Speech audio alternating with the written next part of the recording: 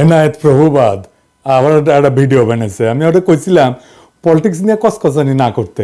ভারতীয় পণ্য বয়কট আন্দোলনের সময় ওর কুরকুরে উঠছিল।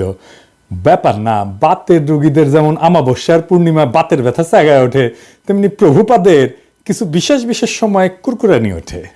ওরা নিয়ে কিছু বলতাম না, কিন্তু একটা ভিডিও সারিছে, এটা নিয়ে কিছু না কইলেই না। মুশকিল হইলো কইছে বিএনপি নিয়ে। বিএনপির ডিফেন্ড করা তো আমার দায়িত্ব না, দায়ও না, আমি বিএনপি করিও না। কিন্তু বিএনপি ব্যাশিং এর নামে কোন শয়তানিটা শ্রী শ্রী এনায়েত প্রভুপাত করতেছে সেটা দেখায় দেওয়া দরকার, কারণ এটা দেশের জন্য জাতির জন্য জরুরি। আমি ওরে প্রভুপাত বলি কারণ ও হইতেছে বিজেপির বুয়েট শাখার সভাপতি। বাংলাদেশে বিজেপির পলিসি পার্সু করে, ঠিক যেভাবে ভারতীয় পণ্য বয়কটের সময় আমাদের পিছে লাগিয়েছিল, এখন বিএনপির পিছে লাগিয়েছে।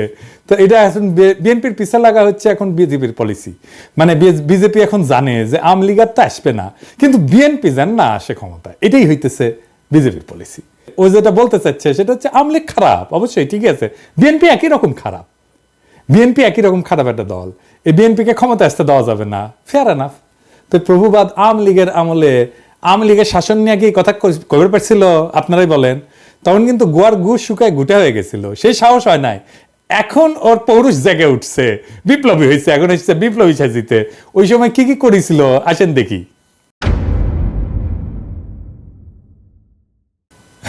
পদ্মা সেতু নিয়ে বই লিখেছিল, হ্যাঁ, পদ্মা সেতুর কত কিছু আবার ভিডিও করছিল পদ্মা সেতু নিয়ে।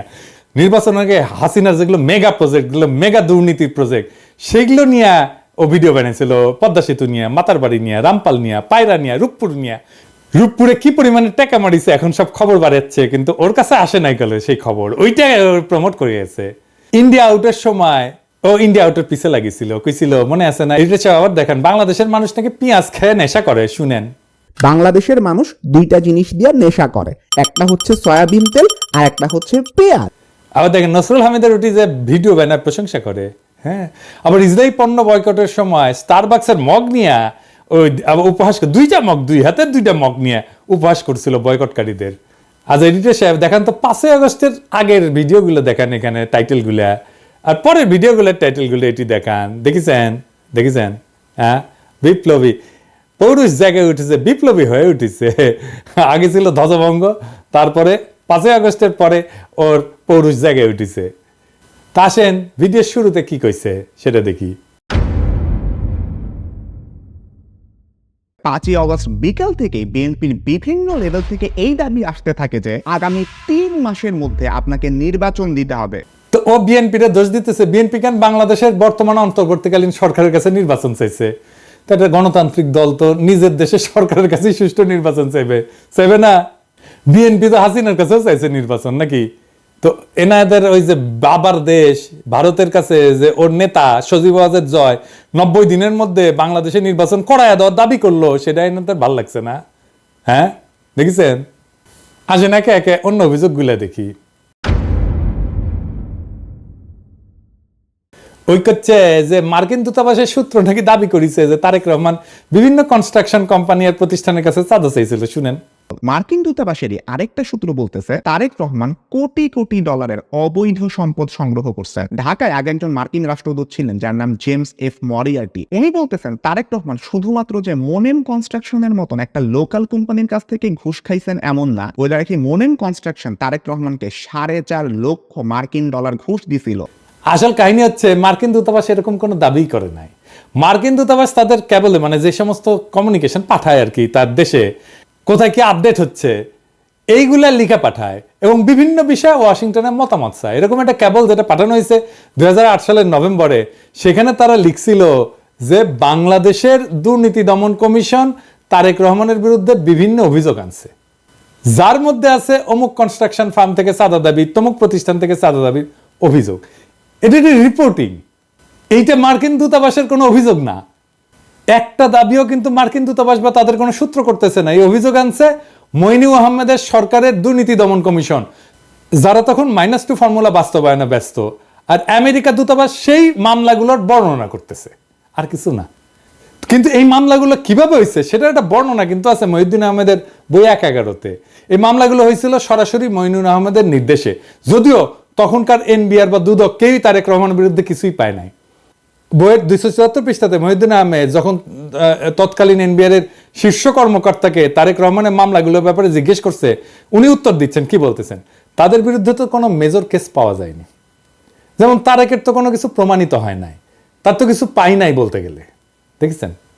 এবং এই 1/11 বইতে খুব বিস্তারিতভাবে লেখা আছে কিভাবে মইনুল আহমেদ বাধ্য করছিল এই সমস্ত মামলা দিতে। এবং আমরা সবাই জানি যে কিভাবে তখন ব্যবসায়ীদের তুলে নিয়ে বিভিন্ন রাজনীতিবিদদের বিরুদ্ধে মামলা করতে বাধ্য করা হইতো। সেই মামলাগুলোর সূত্র ধরে এই প্রভুপাদ ভিডিও বানায় ফেলছে যে তারেক রহমান চাঁদাবাজি করছে, দেখেছেন। মানে মানুষের তো ইন্টেলেকচুয়াল একটা অনেস্টি থাকবে। উনাকে আবার ছাত্র পড়ায় বুয়েটে, ছাত্র কি শিখবে ওর কাছ থেকে? ছাত্র সাবজেক্ট কি শিখবে জানি না, কিন্তু নৈতিকতা তো শিখবে না ওর কাছ থেকে। এখন প্রশ্ন হইতেছে যে মামলাগুলো হইলো গত 17 বছর, এই চাঁদাবাজি মামলার অগ্রগতি কি? গোড়ার ডিম, শূন্য। এটা চাঁদাবাজির মামলাও হাসিনা গত 17 বছরে কোনো আদালতে প্রমাণ করতে পারে নাই, এমনকি কোনো বিবাদী এই সমস্ত ভুয়া মামলা চালাইতেও চায় নাই। তো প্রভুবাদ কোত্থেকে পাইলো এগুলা? দেখেছেন কিরকম জাউরা, কিরকম জাউরা। এনায়েতের ভিডিওতে আমিন আহমেদ ভুইয়া নামে এক ব্যবসায়ীর কথা বলছে, যাকে নাকি তারেক রহমান হুমকি দিছিল চাঁদার জন্য। অথচ আমিন আহমেদ ভুইয়া নিজেই দাবি করছে যে তাকে জোর কইরা তারেক রহমানের বিরুদ্ধে মামলা করানো হয়েছিল। তো এডিটর সাহেব আগে দেখান প্রভুপাত কি কইছে। এই তারেক রহমান আল আমিন কনস্ট্রাকশনের মালিক আমিন আহমেদকে হুমকি দিছেন, তুমি যদি আমাকে $1.5 লক্ষ না দাও তাহলে তোমার কোম্পানি আমি বন্ধ করে দিব। তারপরে দেখান আমিন আহমেদ ভুইয়া কি কইছে। কারণ একটা ইস্যুতি বিষয় মামলাটি দেখুন বর্তমানে রাষ্ট্র বনাম তারেক রহমান সাহেব। আমি নিজে যদি উদ্যোগ হয়ে মামলা করতাম তাহলে তো মামলা চালুই থাকতো। আমার যদি উদ্যোগ বা ইচ্ছা থাকতো, আর স্বাভাবিক বিষয়, আমি তার সময় কেন মামলা করতে যাব? উনি তো আমার দলের সিনিয়র যুগ্ম মহাসচিব, উনি নমিনেশন দিয়েছে, আমার সাথে রাজনীতি করি। মানে প্রভুপাদ ভিডিওতে যার নাম উল্লেখ করে দাবি করছে যে তার কাছে তারেক রহমান চাঁদা চাইছে, সে নিজেই বলতেছে যে তার কাছে তারেক রহমান টাকা চায় নাই, তাকে মামলা করতে বাধ্য করছে মইনুল আহমেদের সরকার। মানে ওই যে বলছে বিএনপি তো এর মধ্যে ক্ষমতায় আসেনি, মইনুলের পর তো আওয়ামী লীগ ক্ষমতায়, তাহলে ও তো এমন না যে ওরা চাপ দিয়ে বলছে বিএনপি, তাই না? এইটা গেল প্রথম ধাপ্পাবাজি। দ্বিতীয় ধাপ্পাবাজি ধরি, প্রভুপাত দাবি করেছে যে তারেক রহমান নাকি বাংলাদেশের সিমেন্টসের সমস্ত চুক্তি থেকে 2% কমিশন নিয়েছিলেন। থার্ড এক্সাম্পল সিমেন্স থেকে এই তারেক রহমান এবং তার ভাই আরাফাত রহমান কোকো ঘুষ নিছেন বলে কিন্তু অভিযোগ আছে। একজন প্রত্যক্ষ সাক্ষী জানাইতেছেন বাংলাদেশে সিমেন্সের যত চুক্তি হইতো তার থেকে প্রায় 2% কমিশন এই তারেক রহমান নিতেন। সিমেন্সের বিরুদ্ধে আমেরিকার যে মামলা হয়েছিল সেই মামলা 20 পৃষ্ঠার রায়ে কোন ডকুমেন্টে তারেক রহমান সিমেন্সের কাছে টাকা চাইছে বা তারেক রহমানকে সিমেন্স 1 টাকাও কখনো দিছে এমন কোনো কথার উল্লেখই নাই। এই যে তাহলে এই তথ্য প্রভুপাত কোথায় পেয়েছে? হ্যাঁ, আওয়ামী লীগ দিছে ওরে, ইন্ডিয়া দিছে ওরে, বুঝছাও। আচ্ছা, এরপরের ঘটনা আর এটা ইন্টারেস্টিং, কারণ এটা থেকে আরো পরিষ্কার হয়ে যাবে যে এই প্রভুপাদের বেসিকই ক্লিয়ার না। ওই দাবি করেছে যে টঙ্গীতে একটা 80 মেগাওয়াট প্ল্যান্ট নির্মাণের জন্য চীনা কোম্পানি হারবিন তারেক রহমানকে $7.5 লাখ মার্কিন ডলার ঘুষ দিছিল। শুনে 12ই অগাস্ট প্রধান উপদেষ্টার সাথে চালু করবে কিনা, আদৌ দেশ পরিচালনার জন্য তার আওয়ামী লীগের একটা বিকল্প হইতে পারে কিনা।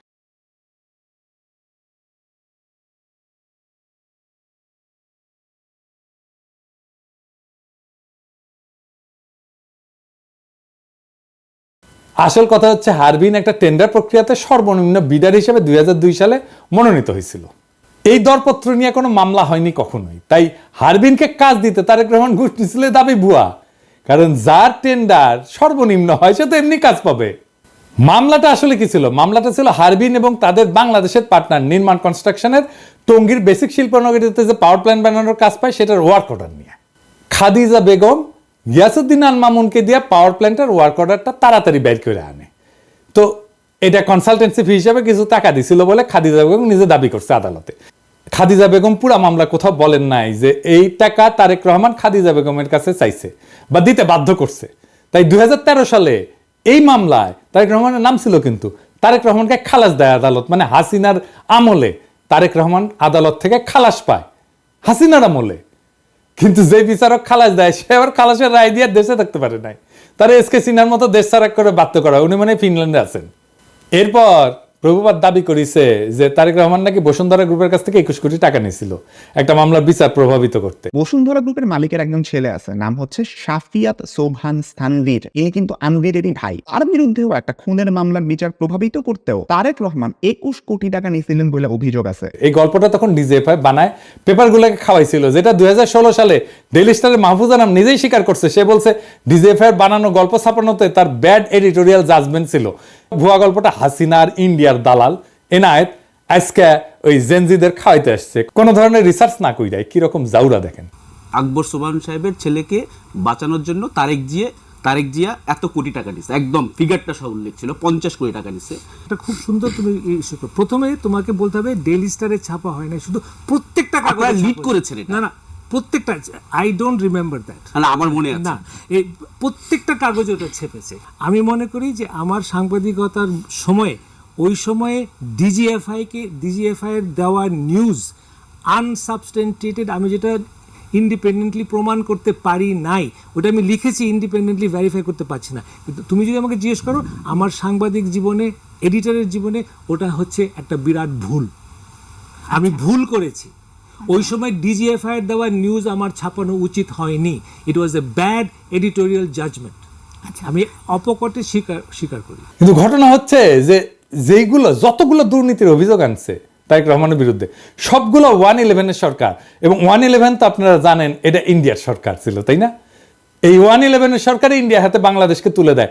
এই যে ওই সময় 111 ডিজিএফআই মানে যারা আসলে ইন্ডিয়ার বানানো জিনিস, বানানো তরকারি খাওয়াইছিল, সেই জিনিসটা খাওয়াইতেছে প্রভুপাদ আইসকা জেনজিদের। এবার আসেন খাম্বানিয়া মিথ্যাচারের আলাপটা করি। ওই 111 সরকারের সময় খাম্বা দুর্নীতি সহ বিদ্যুৎ খাতের দুর্নীতি তদন্তে ওরিব ইউনিভার্সিটি বুয়েটের সাবেক ভিসি আব্দুল মতিন পাটোয়ারির নেতৃত্বে একটা তদন্ত কমিটি তৈরি করা হয়েছিল। সেই রিপোর্টটা পর্যন্ত এখনো প্রকাশ হয়নি।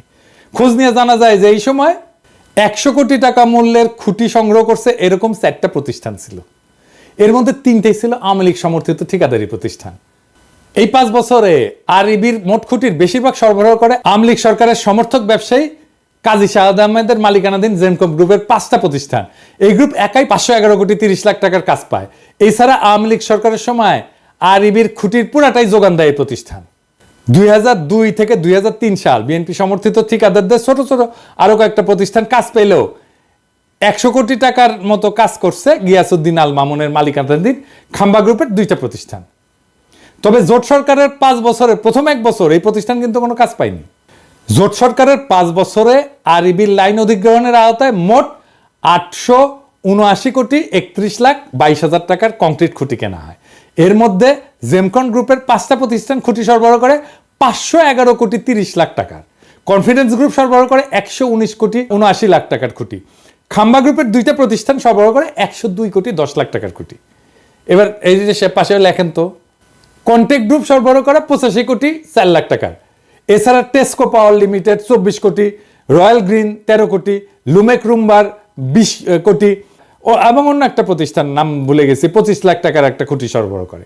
2003-4 সালে আরইবির মোট খাম্বা কেনে 214 কোটি টাকার। এর মধ্যে জেমকন 104 কোটি, মানে অর্ধেকেরই।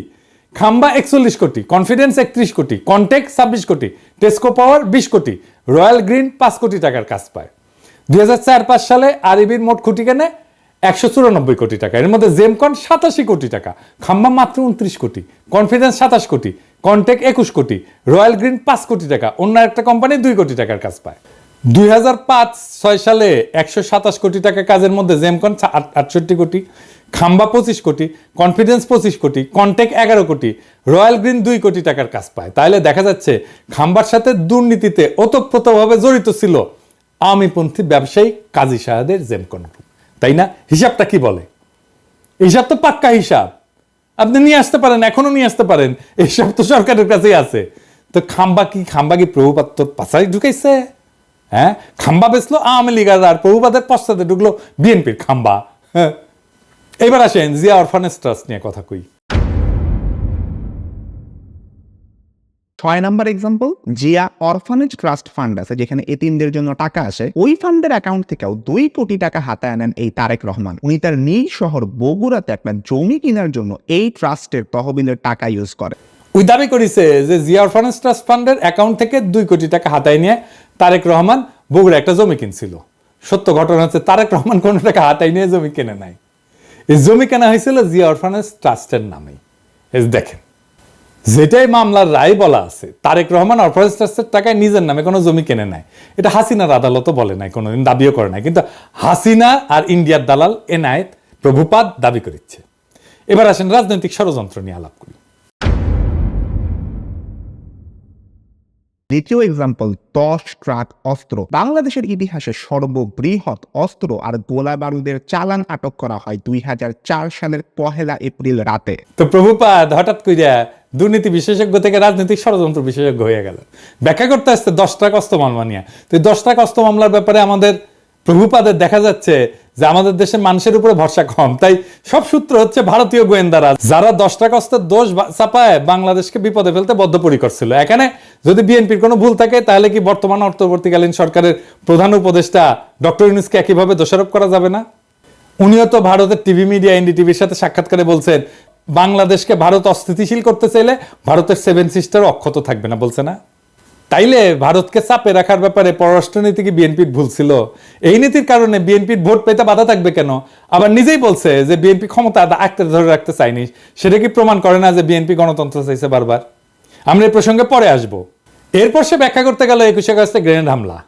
এও দাবি করেছে যে মুফতি হান্নান নাকি 2004 সালের 14 আগস্ট হাওয়া ভবনে বসে পরিকল্পনা করছে। আমরা 21 আগস্ট বোমা হামলা। ডেইলি স্টারের 2009 সালের একটা রিপোর্টের মতে 2004 সালের 14 আগস্ট রাতে হাওয়া ভবনে বসে স্বরাষ্ট্র প্রতিমন্ত্রী বাবর, উপমন্ত্রী পিন্টু সহ জঙ্গি সংগঠন হুজির নেতারা বৈঠক করে শেখ হাসিনাকে গ্রেনেড হামলার মাধ্যমে মেরে ফেলার পরিকল্পনা করে। তো এইবার একটু মুফতি হান্নানের জবানবন্দিটা দেখি তো। মুফতি হান্নান 21 আগস্টের গ্রেনেড হামলার ব্যাপারে 2টা জবানবন্দি দিয়েছে। প্রথমটা 2007 সালে, যেটার ভিত্তিতে মামলা বিচার শুরু হয়ে গেছিল, কিন্তু সেই জবানবন্দিতে তারেক রহমানের হাওয়া ভবনের নাম নিশানাও ছিল না। এই জন্য শেখ হাসিনা 2009 সালে মুফতি হান্নানকে রিমান্ডে নিয়ে নির্যাতন করিয়া তারেক রহমানের হাওয়া ভবনের নাম বের করার দায়িত্ব দেয় তার বিশ্বস্ত দালাল আব্দুল কাহার আকন্দকে। এরপরে 120 দিন রিমান্ডে নির্যাতনের পর মুফতি হান্নানকে দিয়া জোর কইরা 2011 সালে বলানো হয় যে এই হামলার আগে সে হাওয়া ভবনে তারেক রহমানের সাথে দেখা করছিল। এই জন্য 2024 সালের নির্বাচনে আব্দুল কাহার আকন্দকে হাসিনা নৌকা মার্কা প্রার্থী করে। এই দেখেন, এই নির্বাচনে আওয়ামী লীগ থেকে আমাকে নৌকা মার্কা প্রদান করা হয়েছে। আমাদের জাতির জনক বঙ্গবন্ধু শেখ মুজিবুর রহমান ও তার পরিবারের সকল সদস্য, একমাত্র মাননীয় প্রধানমন্ত্রী শেখ হাসিনা এবং তার বোন শেখ রেহানা বাদে সবাইকে হত্যা করা হয়েছে। এমনকি 10 বছরের শিশু রাসেলকেও হত্যা করা হয়েছে। আপনারা জানেন 21 বছর সংগ্রাম করে এই মাননীয় প্রধানমন্ত্রী 1996 সালে আবার ক্ষমতায় আসেন। ক্ষমতায় আসার পর বঙ্গবন্ধু হত্যা মামলা রুজু হয়। এতদিন এই হত্যা মামলা রুজু করতে দেওয়া হয়নি এবং সেই মামলার তদন্তভার আমাকে দেওয়া হয়। সেই মামলাটিও আমি পরবর্তী তদন্ত করি এবং সঠিক পথে নিয়ে আসি। এই সমস্ত মামলা করার কারণে আমাদের আওয়ামী লীগ, যেটা একটি পুরাতন দল, সেই আওয়ামী লীগকে ধ্বংসের মুখ থেকে রক্ষা করা সম্ভব হয়েছে এবং আওয়ামী লীগের রাজনীতিকে টিকিয়ে রাখার ব্যবস্থা করা হয়েছে। আমাদের মাননীয় প্রধানমন্ত্রী আমাকে নৌকা মার্কা দিয়েছেন। এইদিকে মুফতি হান্নান এই জবানবন্দি দেওয়ার সাথে সাথে প্রত্যাহারেরও কিন্তু আবেদন করে। এই জবানবন্দি ছিল পুরাই বানোয়াট। আপনি বলবেন যে আপনি বললেই বানোয়াট হয়ে যাবে, আছে না একটা জিনিস দেখি, মজার জিনিস। এটা বানোয়াট কেন?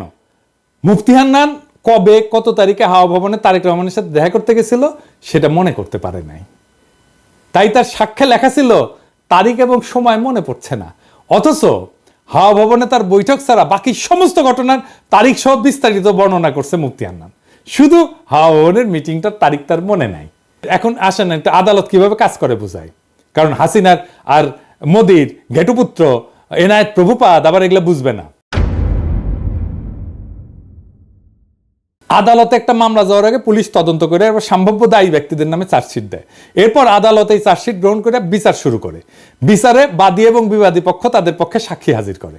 এছাড়া আসামিদেরকেও হাজির করা হয়। সবাইকে দুই পক্ষের আইনজীবীরা জেরা করে, মানে বিভিন্ন প্রশ্ন জিজ্ঞেস করে ঘটনার সত্যতা নির্ধারণের চেষ্টা করে। এই জেরার পর সবার যুক্তি তর্ক শুনে আদালত রায় দেয়। এখন খালি মুফতি হান্নান কেন, তার বাপও যদি জবানবন্দি দেয় যে তার 21 আগস্টে বোম মারছে তারেক রহমানের কথায়, কিন্তু আদালতের জেরায় যদি প্রমাণ হয় তাদের দাবি মিথ্যা, তারা খালাস পেয়ে যাবে। আর যদি তাদের জেরা করার কোনো সুযোগই দেওয়া না হয়, সেটা হচ্ছে একটা ক্যাঙ্গারু কোর্ট, যেখানে কোনো সুষ্ঠু বিচার হয় না। তাহলে যেখানে 21শে আগস্টের এই পুরা মামলায় মুফতি হান্নানের জবানবন্দির উপর তৈরি, সেই মুফতি হান্নানকে এই মামলায় জেরারই সুযোগ দেওয়া হয় নাই, বুঝছেন? জেরা করার ঠিক আগে মুফতি হান্নানকে ফাঁসিতে ঝুলায় খুন করে শেখ হাসিনা, যেন এই ঘটনার পিছনের সত্য সামনে না আসে। বুঝছেন তো কি রকম ক্যাঙ্গারু কোর্ট, কি আদালত, কি রায়, কি বিচার হয়েছে? মুফতি হান্নানের জবানবন্দি ছাড়া এই মামলার বিচারিক প্রক্রিয়াতে কেউ দাবি করে নাই যে হাওয়া ভবনে কোনো মিটিং হয়েছিল, যেখানে এই হামলার সিদ্ধান্ত নেওয়া হয়েছিল। আর মুফতি হান্নানকে অকথ্য নির্যাতন করে একটা জবানবন্দি আদার করলে সে জবানবন্দির কোথাও এই মিটিং এর তারিখের উল্লেখ নাই, আগে বলছি। কিন্তু হাসিনার দালাল, ইন্ডিয়ার দালাল এনায়েত প্রভুপাত জেনে গেছে যে মিটিং ঠিক 14ই আগস্ট হয়েছিল। শুনেন, ডেইলি স্টারের 2009 সালের একটা রিপোর্টের মতে 2004 সালের 14ই আগস্ট রাতে হাওয়া ভবনে বসে স্বরাষ্ট্র প্রতিমন্ত্রী বাবর, উপমন্ত্রী পিন্টু সহ জঙ্গি সংগঠন হুজির নেতারা বৈঠক করে and শেখ হাসিনাকে গ্রেনেড হামলার মাধ্যমে মেরে ফেলার পরিকল্পনা করে। কই পাইছে? প্রমাণ দেখাইতে পারবো? ওকে বলবেন প্রমাণ দেখাইতে। মানে যে হামলা করছে সে মনে করতে পারতেছে না কবে হয়েছে মিটিং, আর এনায়েত প্রভুপাত যাই না বসে আছে। বাবা, কঠিন তালেবর। দেখেছেন, অপরাধী সব জায়গায় তার অপরাধের চিহ্ন রেখা যায়। মিটিং এর তারিখটা এখানে কেন গুরুত্বপূর্ণ এটা বোঝা দরকার। মিটিং এ যারা উপস্থিত ছিল তারা সবাই রাষ্ট্রের গুরুত্বপূর্ণ ব্যক্তি, 2 জন এমপি, গোয়েন্দা বাহিনী প্রধান, তারেক রহমান নিজে। তো এত গুরুত্বপূর্ণ মানুষ যাদের প্রত্যেকের সাথে তো অনেক লোক থাকে, তাই না? তাদের এপিএস থাকে, বডিগার্ড থাকে, ড্রাইভার থাকে, আরো অনেক স্টাফ থাকে তাদের সাথে। কিন্তু কেউ কিন্তু একা না, আমাদের মতো না, সাধারণ মানুষ না। তাদের প্রত্যেকটা মিটিং এর শিডিউল থাকে, যেগুলো তার পিএসরা ম্যানেজ করে, এবং অনেকের সাথে মিডিয়ার লোকজনও থাকে তো সার্বক্ষণিক, তাই না? এখানে তো দেখবে কোথায় যাচ্ছে, কি করতেছে, সব জায়গায় মিডিয়ার লোকজন থাকবে। তাই রাষ্ট্রীয় দায়িত্বপ্রাপ্ত কোনো গুরুত্বপূর্ণ ব্যক্তি কোনো নির্দিষ্ট তারিখে মুফতি হান্নানের যদি উল্লেখ করতো, তাহলে বের করে ফেলা যেত যে গুরুত্বপূর্ণ ব্যক্তিরা সেদিন হাওয়া ভবনে ছিলেন না, এই পুরো মামলায় ডিসমিস হয়ে যেত। তাই সরকারি এই বানোয়াট জবানবন্দিতে জোর করে মুফতি হান্নানকে দিয়ে দেখায়, যেখানে যখনই তারিখের কথা আসছে তখন মুফতি হান্নানকে বলতে হয়েছে যে তারিখ আর সময় মনে নাই। এই এমপি, এতগুলো এমপি, 2 জন এমপি, স্বরাষ্ট্রমন্ত্রী, তারপরে তারেক রহমান, এতগুলো লোকের একটা দিন হাওয়া ভবনে গেছে, ওইটা বাইর করা যাবেই যাবে যদি এটা ঘটে থাকে সত্যি সত্যি। কিন্তু এত বুদ্ধি ওর মাথার থাকলে তো ওর তার ইন্ডিয়ার দালালি করতে হয় না, হাসিনারও দালালি করতে হয় না। এরপরে প্রভুপাত দাবি করছে যে বিএনপি নেতারা নাকি বাংলা ভাইয়ের জেএমবিকে পৃষ্ঠপোষকতা করছে। বিএনপি জামায়াত জোট সরকার জঙ্গি গোষ্ঠীকে তোষণ করত, তাদেরকে পালতো এন্ড পরে নিজেদের কাজেও ব্যবহার করছে। তার সোর্সকে জানেন? নূর মোহাম্মদ কিশোরগঞ্জ থেকে নৌকা মার্কা নিয়ে ভোট ডাকাতি করে যে তা আওয়ামী লীগের সাবেক সংসদ সদস্য। এই লোক নিজেই ছিল বাংলা ভাইদের দোসর। আলী রিয়াজের যে Islamic militancy Bangladesh complex web, এই বইয়ের 52 পৃষ্ঠায় উল্লেখ আছে নূর মোহাম্মদ 2004 সালে রাজশাহী রেঞ্জের ডিআইজি হিসেবে গণমাধ্যমকে বলছিল যে বাংলা ভাই এবং তার বাহিনী বামপন্থী সরবরাহদের ধরতে সাহায্য করছে, এবং তিনি নিজেই স্থানীয় পুলিশ বাহিনীকে নির্দেশ দিয়েছেন তাদের সহায়তা করতে। তাহলে দেখেন বাংলা ভাই আসলে কারা সাহায্য করছে। তো এইসব কইরা বিএনপিকে বিপদে ফেলে আওয়ামী লীগের নমিনেশন যেটা ভোট ডাকাতকে সূত্র ধরে এনায়েত প্রভুপাত বলতেছে যে বিএনপির নেতারা নাকি জঙ্গিদের পৃষ্ঠপোষকতা দিচ্ছে। তবে এটা সত্য যে জেএমবির এই ঘটনা বিএনপির ক্ষমতা হারানোর কারণ। কিভাবে এটা একটু দেখি। একটা রাষ্ট্রে বল প্রয়োগের একচেটিয়া কর্তৃত্ব থাকে আর কারণ না, রাষ্ট্রের কাছে। এই কর্তৃত্ব আর কারো কাছে চলে গেলে বল প্রয়োগের দ্বিতীয়, তৃতীয়, চতুর্থ যদি জিনিস তৈরি হয়ে যায় তাহলে রাষ্ট্র ক্ষমতাহীন হয়ে যায়। হাসিনার পুলিশ আমাদের মারবে, এটাই নিয়ম। যতদিন আমাদের একচেটিয়া ভাবে মারতে পারবে ততদিনই হাসিনার ক্ষমতা। আমরা যখন ঠোলা মেয়েটা ঝুলে রাখতে পারলাম না তখনই হাসিনা পলাইলো, বুঝছেন? তা খালেদা জিয়া সরকার ক্ষমতায়, যেখানে বাংলা ভাই প্যারালাল একটা বল প্রয়োগ করে, তাহলে খালেদা জিয়ার ক্ষমতা কোথায় থাকে? থাকে না তো। রাষ্ট্রের 2টা ক্ষমতা থাকে না, এক বনে 2 বাঘ থাকে না, এক বনে একটাই বাঘ থাকে। আমরা বাঘ হয়ে উঠতে পারছিলাম জন্যই হাসিনা পলাইছে, বুঝছাও? বাংলা ভাই ওইখানে তাণ্ডব করতেছে, আর বিএনপির মন্ত্রীরা বলতেছে বাংলা ভাই মিডিয়ার সৃষ্টি। এটা তো বিএনপির দোষ। যদিও 2005 সালে 17ই আগস্ট জেএমবি আত্মপ্রকাশ করে, তারপরে 1 বছরের মাথায় জঙ্গি সংগঠনের সমস্ত নেতাকে গ্রেপ্তার করে পুরো সংগঠনটা ভেঙে দেওয়া হয়। এটা নিয়ে টাইম ম্যাগাজিন একটা প্রচ্ছদ প্রতিবেদনও করে, কিন্তু ড্যামেজ যা হওয়ার তা হয়ে গেছে ততদিনে। গ্রেনেড হামলা নিয়ে কথাটা বলি, যে গ্রেনেড হামলা নিয়ে বিএনপির লোকেরা নানা কথা বলে হাসিনায় তদন্ত করতে দেয় না, কিন্তু এটাও সত্য। জজমিয়া নাটক কিন্তু বিএনপির আমলে হয়েছিল। গ্রেনেড হামলা একটা বিশ্বাসযোগ্য তদন্ত করতে না পারার দায় বিএনপির। এটা আমি আগেও বলছি, এখনো বলতেছি। আরো বিএনপির আরো সমস্যা আছে। র্যাব বানানো হয়েছে, এটা বিএনপির একটা মারাত্মক ভুল। বিএনপি আমলে র্যাব বিচার বহির্ভূত হত্যাকাণ্ড শুরু করে, এইটা মানবাধিকার লঙ্ঘন, এর দায় বিএনপি। এবং এখনো পর্যন্ত বিএনপি যে এটা ভুল কাজ ছিল সেটা স্বীকার করে না। দেশের আভ্যন্তরীণ আইন শৃঙ্খলাটা মিলিটারি ইস্যু না রে বাবা, এইটা মিলিটারি দিয়ে এই কাজ করতে পারবেন না। এখন মাঠে মিলিটারি আছে, পুলিশের কাজ করতেছে, এটাও মিলিটারির কাজ না। ওদের যত দ্রুত সম্ভব ক্যান্টনমেন্টে ফিরে যাওয়া উচিত। এবার আসেন 15 ফেব্রুয়ারি নির্বাচন নিয়ে। 1996 সালে 15 ফেব্রুয়ারি নির্বাচনের ভুল প্রেক্ষাপট বর্ণনা করছে। বাস্তবতা হচ্ছে যে বিএনপি জনগণের দাবি মেনে নিয়ে তত্ত্বাবধায়ক সরকারের অধীনে নির্বাচন দিতে চাইছিল, কিন্তু সংবিধান সংশোধনের জন্য যথেষ্ট সংখ্যক সংসদ সদস্য ছিল না, কারণ আওয়ামী লীগ, জামাত সহ সকল দলের সংসদ সদস্য সংসদ থেকে পদত্যাগ করছিল। সেই জন্য 15 ফেব্রুয়ারি নির্বাচনটা দিতে হয়েছিল। 15 ফেব্রুয়ারি নির্বাচনের মাধ্যমে নতুন সংসদ তত্ত্বাবধায়ক সরকারের বিল পাস করে বিএনপি পদত্যাগ করছিল। এটা তো একটা নিয়মের কারণে, নিয়ম রক্ষার জন্য করছিল। বিএনপির সেন্সেবল আচরণের কারণেই 1996 সালে 116 জন আসন নিয়ে বিরোধী দলের আসনে বসতে পারছিল। সরকার যদি এতই খারাপ চলে তো এত আসন পাইতো না, তো যেটা আওয়ামী লীগের সাথে 2001 সালে ঘটছিল। কিন্তু এখন প্রভুপাতকে বলতে হবে, বিএনপি আমলকে আয়না করছিল? কোন আন্দোলনে 2 সপ্তাহে 1000 মানুষ মারা গেছে, হেলিকপ্টার থেকে গুলি করা হয়েছে, স্নাইপার দিয়ে গুলি করা হয়েছে, সরাসরি বুকে গুলি করা হয়েছে, মাথায় গুলি করা হয়েছে স্নাইপার দিয়ে। বাংলাদেশকে ভারতের উপনিবেশ বানানো হয়েছে বিএনপির আমলে। বাংলাদেশের রাজনীতিতে ভারত হস্তক্ষেপ করছে, পর 3 টার্মে ভোট দেওয়া বন্ধ করে দিছে, লক্ষ কোটি টাকা পাচার হয়েছে, একটা গুমের ঘটনা ঘটছে, লাখ লাখ লোককে দেশান্তরী হইতে হয়েছে আমার মতো, নাকি বিপ্লব হয়েছে এরকম বিএনপি সরকারকে উৎখাতের জন্য? বিএনপি সরকারের বিরুদ্ধে কথা বলার জন্য পিটায় মারা হয়েছে কখনো? আওয়ামী লীগ ফ্যাসিবাদ কায়েম করছে, বিএনপি কখনো ফ্যাসিবাদ কায়েম করছে? বিএনপি 57 জন সেনা অফিসারকে মারছে বিদ্রোহের নামে? বিএনপি রাতের আধারে আলেমদের মাইরা লাশ গুম করছে? বিএনপি আমলে দুর্ভিক্ষ হয়েছে? এরপরে বলে বিএনপি আওয়ামী লীগ এক। স্বাধীনতার পর আওয়ামী লীগ 25 বছর শাসন করছে, বিএনপি করছে 15 বছরের মতো। আওয়ামী লীগ মাত্র একবার শান্তিপূর্ণভাবে ক্ষমতা হস্তান্তর করছে, 2 বার তাকে নির্বাচন দিয়ে হটানো যায় না, রক্তাক্ত বিপ্লব করে হটাইতে হয়েছে। হ্যাঁ, শালার আমি জাউরা সিল দেই নাই না? হ্যাঁ, দেন এডিটর সাহেব, দেন জাউরা সিল দিয়ে দেন, 2 বার দেন, 3 বার দেন। 111 একটা পলিসি ছিল -2, মানে হাসিনা খালেদা দুইটাই বাদ, কিন্তু আসলে ওইটা -1, মানে Hasina in Khaleda out. BNP জামাতকে ক্ষমতায় আসতে দেওয়া যাবে না, এটা ইন্ডিয়ান লাইন, এটা বিজেপি কংগ্রেস সবার লাইন। কারণ বিএনপি জামাত ক্ষমতায় থাকলে ইন্ডিয়ার বাংলাদেশে ভাত নাই। ভারতীয় পণ্য বয়কটে ভারতকে বাঁচাইতে আসছিল প্রভুপাত, এখন আওয়ামী লীগের পতনে ইন্ডিয়াকে বাঁচাইতে আসছে প্রভুপাত, কারণ ইন্ডিয়া জানে যে আওয়ামী লীগের জিন্দগিতে ক্ষমতায় আসতে পারবে না। বাংলাদেশে ইন্ডিয়ার অনেক সফট অ্যাসেট আছে, এই প্রভুপাত তার মধ্যে একটা, ইন্ডিয়ার সফট অ্যাসেট।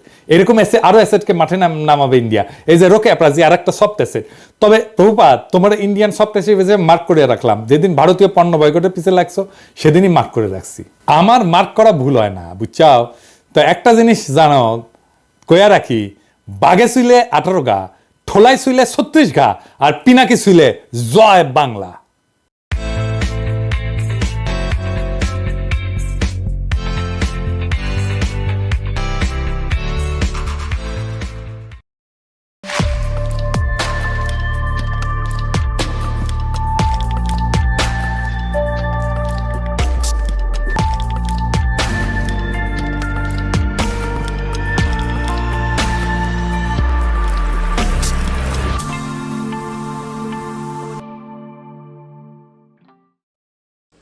বন্ধুরা, আপনারা সবাই জানেন আগামী 10, 11, 12 নভেম্বর হচ্ছে সারা বাংলাদেশে জেলা উপজেলায় প্রতিবাদ, আর আসছে 13ই নভেম্বর হচ্ছে ঢাকা লকডাউন।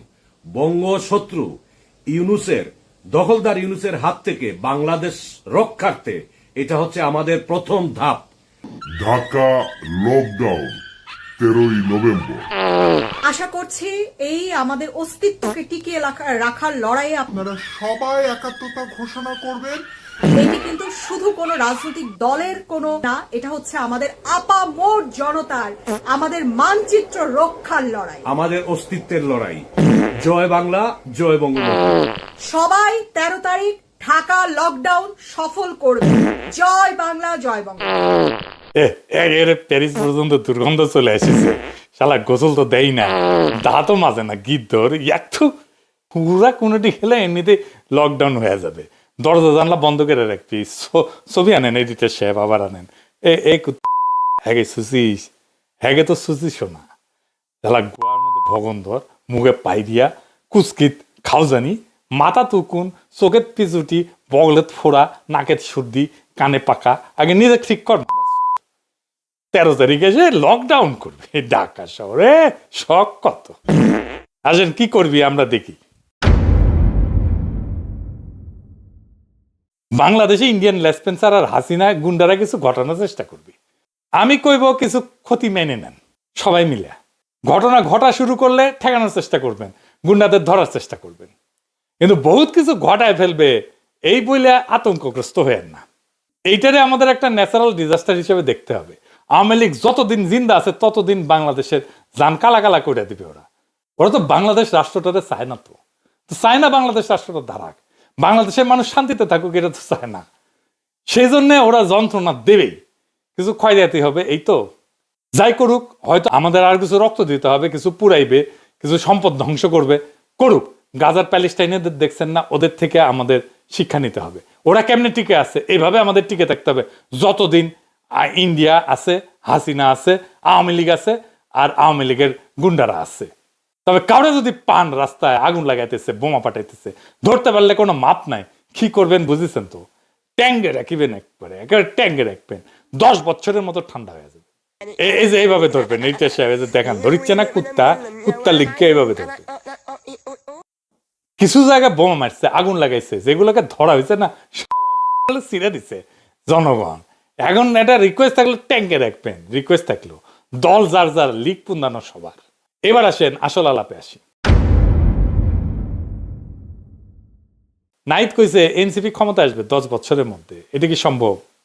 সম্ভব, খুবই সম্ভব, কিন্তু হবে কিনা সেটা নির্ভর করবে এনসিপি তার রাজনৈতিক অবস্থান পরিচ্ছন্নভাবে বুঝতে পারতেছে কিনা তার উপরে।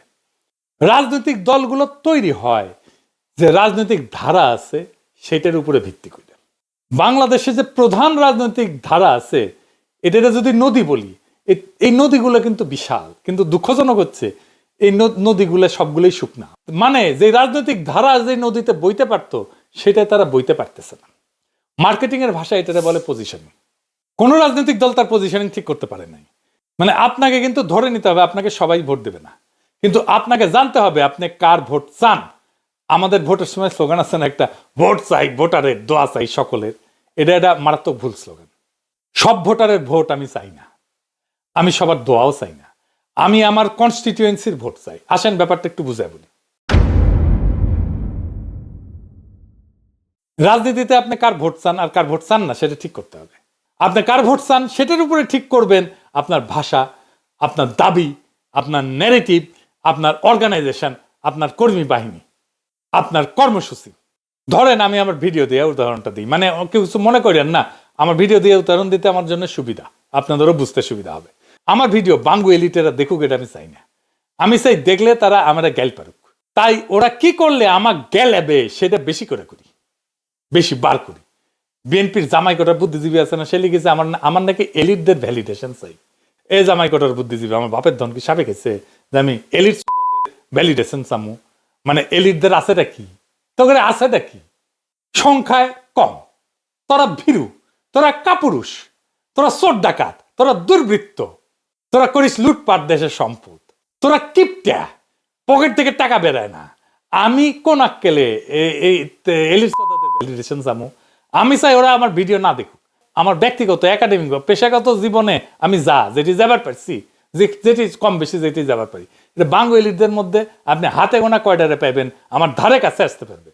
কিন্তু তাও আমি ওই দলে যাবো না বাঙ্গু এলিটদের। আমি চাই আমার ভিডিও দেখুক গার্মেন্টস শ্রমিক, সিএনজি চালক, রিক্সাওয়ালা, কাজের বুয়া, বস্তিবাসী, সাধারণ সৈনিক, রাজমিস্ত্রি, বাস শ্রমিক। আমি চাই না আমার ভিডিও দেখুক মতিউর রহমান, মাহফুজা নাম, ছায়ানটি। আমি বরং উতলা হব যদি একজন দরিদ্র মানুষ আমার ভিডিও না দেখে, মাদ্রাসা ছাত্র যদি আমার ভিডিও না দেখে, জামাই কটার বুদ্ধিজীবী না দেখুক আমার ভিডিও। আমি সেটাই চাই। আবার ধরেন এই যে আসিফ পোশাক কুত্তা আছে না, এই যে এটা, ওই আমার ভিডিও দেখুক।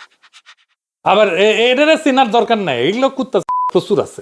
যাই হোক, এখন সব মাদ্রাসা ছাত্র কি আমার দর্শক হোক, দরিদ্র মানুষ আমার দর্শক হোক, সেটা আমি চাই না। আমি সবাইটা দেখাইতে চাই না। হাসিনারে যারা কওমি জননী উপাধি দিছিল তারা আমার কনস্টিটিউয়েন্সি না। এদের মধ্যে যারা ভারতীয় আগ্রাসনবাদ বিরোধী, সিভিল মিলিটারি ব্যুরোক্রেসির বিরোধী, তারা আমার কনস্টিটিউয়েন্সি। তা আসেন বাংলাদেশে আসলে কয়টা দল হইতে পারে? বাংলাদেশের 3টা বড় দল গঠিত হওয়ার সম্ভাবনা আছে। এখন কইতে পারেন বিএনপি জামাত তো 2টা বড় দল, হ্যাঁ ঠিক আছে, কিন্তু কোন দলই আসলে তার রাজনৈতিক পজিশনটা ঠিক করতে পারেনি। এবং রাজনৈতিক পজিশনিং যে ঠিক করতে হবে এই ধারণা আছে কিনা এটা কে জানে, আল্লাহ জানে। বিএনপি যে ডিজাস্টার করিচ্ছে, তারা আওয়ামী লীগ হয়ে যাইতে চাইতেছে। মির্জা ফখরুল আওয়ামী লীগারদের বলতেছে নৌকার পাশে ধানের শীষ আছে, আপনারা কেউ হতাশ হবেন না, ধানের শীষ আপনাদের পাশে আছে। ধানের শীষ আর নৌকা এই তো ছিল আমাদের, তাই না? নৌকাটা আর নাই। নৌকার যে কান্ডারি, যে মূল মাঝি, ও নৌকার সবগুলোকে ফেলে দিয়ে পাড়ায় চলে গেছে, ইন্ডিয়া চলে গেছে, ঠিক না? এখন আমাদের যারা এখানে নৌকা করতেন সারা বাংলাদেশে, তারা তো একটু অসহায় অবস্থায় আছে, যে আমাদের মূল লক্ষ্যে পাড়ায় গেছে, আমরা এখন কি করবো? তো সেই জায়গায় আমি আপনাদেরকে এইটুকু আশ্বাস দিতে পারি যে আপনারা কেউ হতাশ হবেন না, ধানের শীষ আপনাদের পাশে আছে, আমরা আপনাদের পাশে আছি। আমরা বেঁচে থাকতে আপনাদের গায়ে কেউ ফুলের টোকাও দিতে পারবে না, এই কথাটা আমরা খুব পরিষ্কার করে বলছি আজকে। এটা যে শুধু বক্তৃতা তা না, দেখেন কইতেছে মাঠের ক্যাম্পেনে যে আমরা আগে নৌকা ছিলাম এখন ধানের শীষ। শুনেন, এটা আমরা অনুরোধ করতেছি ধানের শীষে ভোট দিবেন। এই যে সামনে যে ফেব্রুয়ারিতে ভোট হয়েছে, বুঝেছেন, যেহেতু নৌকা নাই ধানের শীষের সবাই দিবেন। এটা সবাই আপনার ধানের শীষ, এখন আমরা নৌকা ছিলাম, হ্যাঁ এখন ধানের শীষ চলে গেছে। তার মানে ধানের শীষে সিল দিলে ওটা নৌকার যে পড়বি, ধানের শীষে সিল দিলে ওটা নৌকার যে পড়বি, আপনি নৌকার সিল মারিচ্ছে। এটা মাথায় রেখেন, এটা মাথায় রেখেন। তারা কিভাবে লীগের পুনর্বাসন করতেছে। বিএনপি বুঝতে পারতেছে না যে আওয়ামী লীগ পুরোপুরি অতীত হয়ে গেছে, এটা শেষ, মরে গেছে। আওয়ামী লীগকে কব্বর দিয়ে সামনের দিনে রাজনীতি করতে হবে। উল্টা ওরা আওয়ামী লীগকে পুনর্বাসন করে আগামী রাজনীতি করতে চাইতেছে বিএনপি। বাংলাদেশের মানুষ একসময় মুসলিম লীগকে ব্যবহার করে পাকিস্তান অর্জন করছিল, পাকিস্তান হাসিল করছিল, পরে আওয়ামী লীগকে ব্যবহার করে স্বাধীন বাংলাদেশ হাসিল করছে। এই দুই দলের জীবনের উদ্দেশ্য যখন পূর্ণ হয়ে গেছে, তখন কিন্তু তারা তখন নতুন বাস্তবতায় নিজেদের রূপান্তর করতে পারেনি, ফলে তারা মরিছে, মরাই থাকবে। বিএনপিও এরকম 24-এর আন্দোলনে বিএনপিকে নেতা মানছে সবাই। বিএনপি নতুন বাস্তবতায় নিজেকে আর পরিবর্তন করতে পারেনি। বিএনপি মনে করতেছে তারা যা কইবে, যেহেতু তারা বড় দল, পাবলিক তাই খাবে। জি না, দুনিয়া এত সোজা না। জনতার মন কোন রাজনৈতিক দলের গুদামে জন্মায় না, বরং জনতার মনের যে ধারা থাকে, সে ধারার উপরে ভিত্তি করে রাজনৈতিক দল, রাজনৈতিক চেতনা, রাজনৈতিক আদর্শ এটা গড়ে ওঠে। বাংলাদেশের জনগণের বহু ধারা আছে, কিন্তু বড় শক্তিশালী ধারা 3টা কইছি না, কিন্তু রাজনৈতিক দলগুলাই 3টা ধারা ঠিক মতো চিনতে পারতেছে না, তাই তারা তাদের পজিশনিং করতে ব্যর্থ হইতেছে। আওয়ামী লীগের সময় সবাই মিলে বিএনপিকে নেতা মানছে, আমরাও মানছি। আমি বিএনপির সাথে কাজ করছি, একান্তভাবে তারেক রহমানের সাথে কাজ করছি। হাসিনা পালানোর পর এখন 3টা ধারা প্রত্যেকে নিজের নিজের গতিপথে ছুটবে, এটা স্বাভাবিক। কিন্তু বিএনপি যেহেতু বুঝতে পারতেছে না কোন দিকে যাইতে হবে, কারণ তাদের সাথে যারা কাজ করতো তারা তো সবাই আর তার সাথে নাই। বিএনপির তো বোঝাপড়া ছিল না, সেজন্য ওরা আওয়ামী লীগ পুনর্বাসনে ব্যস্ত হয়ে পড়ছে। মনে করতেছে আওয়ামী লীগের ভোট আমরা নিব, আগের ভোট তো আছেই, আওয়ামী লীগের ভোট নিতে গেলে আগের ভোট থাকবে না। আমার ধারণা বিএনপি ইলেকশনে হাইরা নষ্ট হয়ে যাবে। ভোটে হারলে আর কে বিএনপি করবে? এই জায়গায় জাতীয়তাবাদী আর একটা দল দাঁড়াবে জিয়ার আদর্শ নিয়ে। তাহলে এই 3টা ধারা কেমনে কিভাবে চিনবেন এবং কোন দল কোন পজিশনে স্থির করবে সেটা নিয়ে একটু আলোচনা করি। প্রথম ধারা ন্যাশনালিস্ট, জাতীয়তাবাদী ধারা। এটা জিয়াউর রহমানের রাজনীতি। তারা বাংলাদেশের জনগোষ্ঠীকে পশ্চিমবঙ্গের বাঙালির চাইতে রাজনৈতিকভাবে ভিন্ন এইভাবে উপস্থাপন করছে। পাহাড়ের সাথে সমতলের বিবাদ মেটানোর একটা সম্ভাবনা তৈরি করছে। করতে পারছে কিনা সেটা অন্য জিনিস, কিন্তু সম্ভাবনা দেখাইছে। বাঙালির রেসিস্ট জাতিবাদী রাজনীতির অবসান দেখছে, ভারতীয় আধিপত্যবাদের বিরুদ্ধে দাঁড়ানোর ক্ষমতা দেখছে। 2 নম্বরে হইতেছে ইসলামী ধারা। এই ধারা বিপুল শক্তি এবং সমর্থন পাইছে, কিন্তু ভবিষ্যতে ঠিক কিভাবে নিজেদের বিকশিত করবে তার নিশানা নাই। শুধু ইসলামী রাজনীতি হিসেবে এদের সম্ভাবনা একসময় সীমিত হয়ে যাবে। বিশ্ব পরিস্থিতিও তাদের অনুকূলে না। তবে তারা যদি রাইট স্ট্র্যাটেজি নিয়ে অ্যালায়েন্স করতে পারে লিবারেলদের সাথে, এমনকি লেফটদের সাথে, তাইলে তাদের সামনে দাঁড়ানোর মতো কোনো শক্তি থাকবে না। কিন্তু তারা এখনো সেই পথে এখনো হাঁটে নাই। 3 নম্বর ধারার আলোচনা শুরু করার আগে এইটা একটা প্রসঙ্গ অবতারণা করা জরুরি। আমি এটা আগেও নানা আলাপে বলছি। এখানে এনসিপি তার রাজনীতি দাঁড় করাতে চেষ্টা করছিল। আমরা নয়া বন্দোবস্তের কথা শুনছি, তাই না? সেটা কি? এটা একটু বুঝে দেখি। নয়া বন্দোবস্ত আমরা 2 ভাবে বুঝে দেব। প্রথম হচ্ছে যে আমাদের এখানে একটা পার্মানেন্ট সেটেলমেন্ট ছিল 1793 সালে, জমিদারি প্রথা। জমিদারি কিনে নিত ব্রিটিশদের কাছ থেকে। প্রজাদের জমি কেড়ে জমিদারি কায়েম করতো এবং প্রজারা খাজনা দিয়া ওই জমিতে ফসল ফলাইতো। এইটাই এখনো টিকে আছে। আমরা রাষ্ট্র বানাইছি, কিন্তু ওই জমিদারি প্রথাই এখনো টিকে আছে। এখনকার সরকারি কর্মচারী, পুলিশ, মিলিটারি, আদালত, রাজনৈতিক নেতা এরা সবাই সেই জমিদারের ছায়া। তারা দেশটাকে একটা জমিদারি মনে করে, তালুকদারি মনে করে। ছাড় না বললে সেইটা যায় না সরকারি কর্মচারীরা। ওই জমিদারি প্রথার মানসিকতা, তাদের কাছে জনগণ গোলাম, তারা মালিক। আর রাজনীতি মানে কি? রাজনীতি মানে হইতেছে এই যে সিস্টেম, এই যে তালুকদারি, এই তালুকদারিতে কে কতটুকু এই প্রতিষ্ঠানগুলোর সুবিধা নিয়ে জনগণকে একটু স্বস্তি দিতে পারে। যেমন ধরেন, এখানে রাজনীতিবিদ হইতে হইলে একজন গডফাদার হইতে হবে, মানে আপনার মাস্তান থাকতে হবে, আপনার থানায় গিয়ে ছাড়াই আনতে পারতে হবে, আদালতে জামিন না হইতে পারতে হবে, মানুষকে সাহায্য করতে পারতে হবে, ছিনতাইকারী ছিনতাই করবে নিয়ম মাইনা, রাস্তায় বখরা উঠবে নিয়ম মাইনা, এটা রাজনীতি ঠিক করবে। ঘুষের একটা রেট থাকবে, ঘুষ নিবে, কাজ করে দিবে। এদেরকে নামে পাবলিক সার্ভেন্ট বলা হয়। এরাই দেশের প্রকৃত মালিক। এটাই হইতেছে বন্দোবস্ত, যার মাধ্যমে সমাজ আর রাষ্ট্রে একটা স্থিতিশীলতা থাকে। হাসিনা পড়ার পরে স্থিতিশীলতা নষ্ট হয়ে গেছে। আমরা এবার আরেকটা দিক থেকে এই বন্দোবস্ত বিষয়টা বুঝে দেখি একাডেমিক্যালি। এটা কিন্তু একটা একাডেমিক টার্মও বটে। এইটা একটা পলিটিক্যাল এবং ইকোনমিক থিওরিও বটে। এই বন্দোবস্ত তত্ত্বের আবিষ্কর্তা হইতেছেন আমাদের ভাই ব্রাদার মুস্তাক খান, সোয়াস ইউনিভার্সিটি প্রফেসর ইকোনমিক্সে। উনি এটাকে বলছেন পলিটিক্যাল সেটেলমেন্ট থিওরি। আসলে রাষ্ট্র, রাজনীতি এবং উন্নয়নের সম্পর্ক বোঝার জন্য এটা একটা নতুন দৃষ্টিকোণ উনি উপহার দিচ্ছেন পৃথিবীকে। এখানে বন্দোবস্ত বলতে তিনি বোঝাইতে চাইছেন এমন একটা বাস্তব ক্ষমতার সমঝোতা, যার উপরে নির্ভর করে একটা রাষ্ট্র টিকে থাকে, স্থিতিশীল হয় এবং উন্নয়ন হয় বা সর্বনাশ ঘটে ওই রাষ্ট্রের। বন্দোবস্ত শব্দটা আমরা সাধারণত প্রশাসনিক অর্থে ব্যবহার করি, যেমন জমি বন্দোবস্ত, চুক্তির বন্দোবস্ত ইত্যাদি। কিন্তু মুস্তাক খান এটাকে ব্যবহার করছেন রাজনৈতিক অর্থে। তার মতে একটা দেশের রাজনীতি এবং উন্নয়ন নির্ভর করে কে কতটা ক্ষমতা রাখে, সেই ক্ষমতাধারীদের মধ্যে কেমন সম্পর্ক, এবং সেই ক্ষমতার ভারসাম্য বজায় রাখার জন্য কিভাবে রাষ্ট্রের সম্পদ, সুবিধা এবং সুযোগ ভাগাভাগি হয় তার উপরে। উনি বলেন রাষ্ট্রে যারা বাস্তব ক্ষমতা রাখে, রাজনৈতিক দল, সামরিক বাহিনী, আমলাতন্ত্র, বড় ব্যবসায়ী, শ্রমিক ইউনিয়ন, ধর্মীয় গোষ্ঠী, এরা প্রত্যেকেই রাষ্ট্রীয় সম্পদের একটা ভাগ পেতেছে। এটাই হইতেছে তাদের সুবিধা। এই সুবিধা বিভিন্ন গোষ্ঠীর মধ্যে এমনভাবে বন্টন করা হয় যাতে কেউ বিদ্রোহ না করে, এবং তাহলেই রাষ্ট্রের স্থিতিশীলতা বজায় থাকে। এই বাস্তব ভারসাম্য, যেখানে ক্ষমতাবানদের স্বার্থ মিলে একটা সমঝোতা তৈরি হয়, সেটাই মুস্তাক খানের ভাষায় বন্দোবস্ত। তার মতে উন্নয়ন তখনই ঘটে যখন এই বন্দোবস্ত তুলনামূলকভাবে স্থিতিশীল থাকে এবং কিছু সুবিধা উৎপাদনশীল খাতে ব্যবহৃত হয়। তো মুস্তাক ভাই বলছেন যে দেশের রাজনীতি বা উন্নয়ন আসলে কাগজের আইন বা ভালো প্রতিষ্ঠান দিয়ে চলে না, চলে ক্ষমতার ভাগাভাগি দিয়া। কিভাবে ভাগাভাগি হয়েছে? এই ক্ষমতার ভাগাভাগির নামেই তিনি দিয়েছেন বন্দোবস্ত বা সেটেলমেন্ট। বাংলাদেশে অনেক বছর ধরে যে পুরনো বন্দোবস্ত চলতেছে, সেটা হলো রাষ্ট্র, আমলা, সেনা, রাজনীতিক, বড় ব্যবসায়ী, এলিট, এরা মিলে একটা বোঝাপড়া করে রাখছে। এরা একে অপরকে সুবিধা দেয়, ঘুষ, টেন্ডার, চাকরি, কন্ট্রাক্ট সব ভাগাভাগি করে নেয়। জনগণ এখানে মালিক না, বরং বন্দী। কারণ রাষ্ট্রের অফিস, পুলিশ, আদালত সবই এই এলিট শ্রেণীর নিয়ন্ত্রণে। এই সিস্টেমে স্থিতিশীলতা আছে, কিন্তু ন্যায় বিচার, ইনসাফ, নাগরিক অধিকার নাই। কেন নাই? কারণ এইটা ওই সেই চিরস্থায়ী বন্দোবস্তের ছায়া।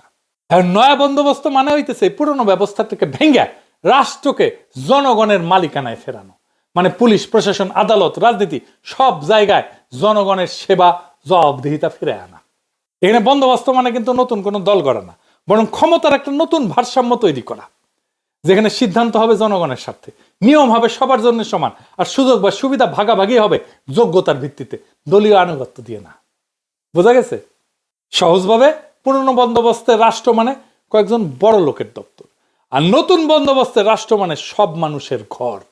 পুরনো বন্দোবস্তে আইন মানে ক্ষমতাবানদের ঢাল, নতুন বন্দোবস্তে আইন মানে দুর্বলের আশ্রয়। মুস্তাক ভাই বলছে যে ভালো প্রতিষ্ঠান আগে না, আগে ভালো বন্দোবস্ত। মানে আগে ঠিক করতে হবে কে আসলে ক্ষমতা চালাবে, কেমন ভাবে ভাগ হবে সেই ক্ষমতা এবং সুবিধা।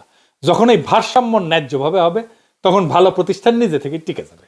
যখন রাষ্ট্রের ক্ষমতা এবং সুবিধা ভাগাভাগির নিয়মটা ন্যায্য হবে, ইনসাফপূর্ণ হবে, তখনই দেশ ঠিক মতো চলবে। সোজা কথায় বন্দোবস্ত হইলে এক দেশের রাজনৈতিক এবং অর্থনৈতিক বাস্তবতার নেপথ্যের চুক্তি, যা চোখে দেখা যায় না, কিন্তু রাষ্ট্রের সব সিদ্ধান্ত, উন্নয়নের গতিপথ এটা নির্ধারণ করে। বিএনপি এই আগের বন্দোবস্ত রাখতে চায়। জামাত যেহেতু আগে কখনো ক্ষমতায় যায় নাই, তাই তারা আগের বন্দোবস্তের ব্যাপারে স্থির সিদ্ধান্ত নিতে পারে নাই। তারা ঠিক কি করবে সেটা এখনো স্পষ্ট না, এটা তাদের একটা দুর্বলতাও বটে। রাষ্ট্রের এবং সমাজের এই গভীর দার্শনিক অবস্থা কিভাবে মোকাবেলা করবে জামাত, এই ব্যাপারটা স্পষ্ট তাদের এখনো ধারণা নাই। এই নয়া বন্দোবস্তের কথাই বলছে এনসিপি। এই নয়া বন্দোবস্তে প্রজারা নাগরিক হয়ে উঠবে, রাষ্ট্রকে তাদের আসল মালিকের কাছে বুঝাই দেবে। এখানেই জনগণের ভেতরে একটা তৃতীয় ধারা জন্ম নিতেছে। জনগণের ভেতরে একটা সংস্কারের আকাঙ্ক্ষা আছে না, এটাই নতুন বন্দোবস্তের আকাঙ্ক্ষা। তারা চায় রাষ্ট্র আগের মতো না চলুক, নতুন ভাবে রাষ্ট্র চলুক, রাষ্ট্র জনগণের হয়ে উঠুক। বিএনপি চায় না রাষ্ট্র জনগণের হয়ে উঠুক। এই তৃতীয় ধারার পথে যাত্রা বেশ কঠিন। এই তৃতীয় ধারায় যাওয়ার মতো শক্তি এখনো অর্জন করতে পারে নাই এনসিপি। এখন প্রশ্ন হইতেছে, এনসিপি কি পারবে এটা করতে? তারা কিভাবে ইলেকশন করবে? তারা কি অ্যালায়েন্স করবে? তারা কি ঐক্য করবে? কোন নতুন দল কি সেই পথে হাঁটবে, নাকি ইতিহাসের পথ ধরে অজানা কালের অপেক্ষা করবে? আমরা এখনো এটা জানি না। তবে সময়টা খুব জটিল, আমরা কয়েক সপ্তাহের মধ্যেই জানতে পারবো। বড় পরিবর্তন হয়ে যাবে, আগামীর গতিমুখ নির্ধারিত হয়ে যাবে। রাজনৈতিক দলগুলো যাই করুক, জনগণের একটা এজেন্সি দাঁড়ায় গেছে, তারা চাইলে কিছু করতে পারে। এখন তাদের কণ্ঠস্বর দাঁড়াইছে, তারা আগের বন্দোবস্তে ফিরতে চায় না। তাই আগামীর সময়ে পুরনো বন্দোবস্তের রাজনীতির ধারক এবং বাহক বিএনপির বাইরের শক্তির একটা ব্যাপক ঐক্যের সম্ভাবনা আমি দেখি। যদি এর মধ্যেই জামাত তার ভবিষ্যৎ স্ট্র্যাটেজি আর মিত্র বাইছা নিতে পারে, তাহলে এই ঐক্য খুব দ্রুতই হয়ে উঠবে, আর সারা দেশের মানুষ তার পিছনে র্যালি করবে। আমরা এমন এক সময়ের মুখোমুখি যেখানে পুরনো বন্দোবস্ত দুর্বল হচ্ছে আর নতুন রাজনৈতিক ভূখণ্ড ধীরে ধীরে তৈরির প্রচেষ্টা চলতেছে। এই যুগান্তকারী মুহূর্তে আমাদের চাবি হলো স্পষ্ট অবস্থান, জনভিত্তিক পজিশনিং এবং নীতিগত সাহস। ইতিহাসে বড় পরিবর্তন আসে তখন যখন সাহসী নীতিগত পছন্দ এবং জনভিত্তিক কৌশল মিলিত হয়। যদি এনসিপি বা কোনো নতুন প্ল্যাটফর্ম সত্যিকারের প্রতিনিধিত্ব করতে চায় জনগণে, তারা প্রথমে নিজেদের পজিশনটা পরিষ্কার করবে, জনসাধারণকে কেন্দ্রে রাখবে এবং শক্তিমত্তা এবং ন্যায্যতা দিয়ে, ন্যায় দিয়ে, ইনসাফ দিয়ে তার রাজনীতিটা তৈরি করবে। যখনই আমরা পুরনো তালুকদারি জমিদারি বন্দোবস্তের ছায়া ভাঙতে পারবো, একটা অনুকূল জনমুখী বন্দোবস্তের দিকে অগ্রসর হতে পারবো, সেটাই বিপ্লবের আকাঙ্ক্ষা। আমরা ওই আকাঙ্ক্ষার দিকে ধাবিত হব এবং বাংলাদেশ সেই দিকেই যাবে ইনশাল্লাহ। ইনকিলাব জিন্দাবাদ।